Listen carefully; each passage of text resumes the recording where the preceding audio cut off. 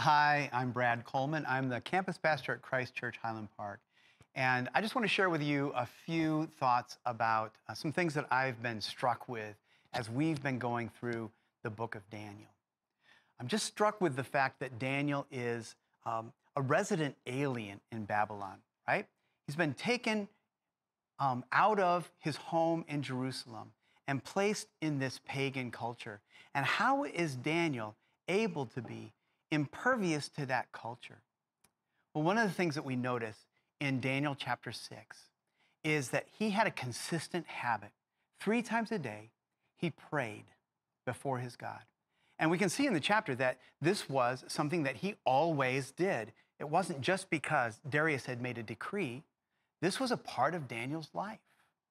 So how was he able to be impervious to the culture that was around him? It was through this repetitious, consistent, holy habit that he had developed. I used to be a competitive swimmer, and we would do 2-a-day workouts. You couldn't tell, though, that your times were dropping after just one day of workout. You couldn't even see a difference in your strength or endurance after just a few days, from one day to the next.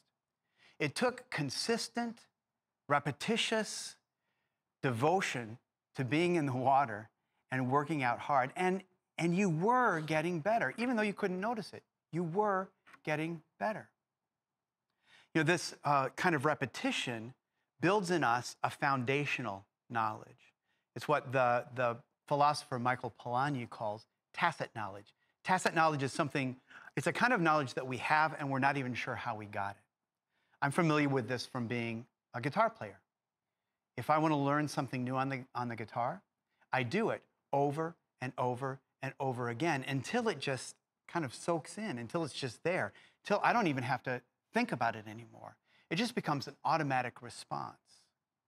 Well, Daniel has a consistent practice.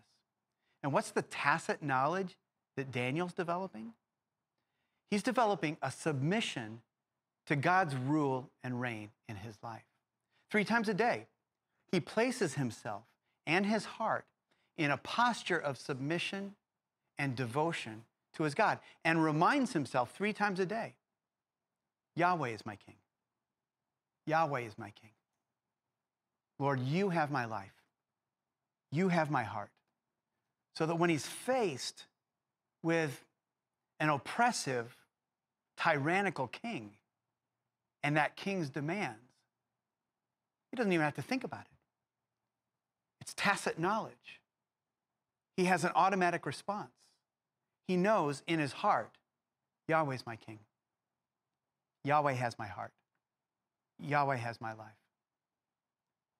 May we develop those kinds of holy habits in our lives that would transform us, that would build into us a heart that knows who we belong to. Have a great day.